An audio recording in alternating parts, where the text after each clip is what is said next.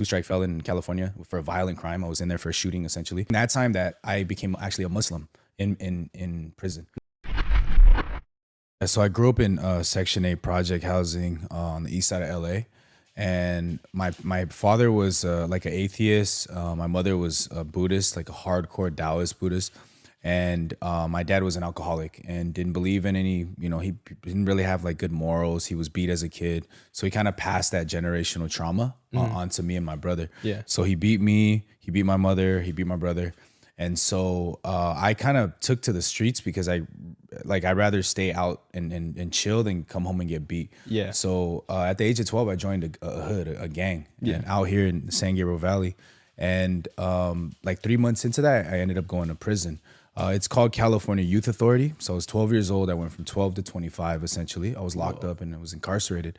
And, it was during that time that I became actually a Muslim in prison. No way. Yeah, so I was a Sunni. I was studying under like a imam. He was his whole family essentially was Sunni Muslim. Yeah.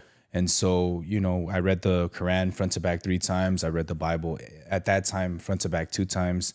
And he was telling me that we have to pull from the book that came before us, which is the Bible. So there's Abraham, there's Cain, Gabriel, and, all these different people also in the Quran.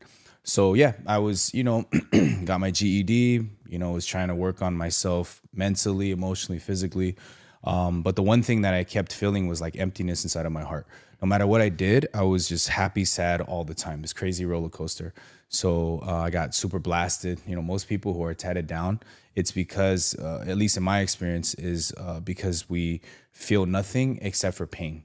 So like I would rather feel something than nothing, even if it was pain, right? Yeah. So I went from that to then coming out, being released, tried to fly straight, and recognized that I couldn't. I was a 2-strike felon in California for a violent crime. I was in there for a shooting, essentially.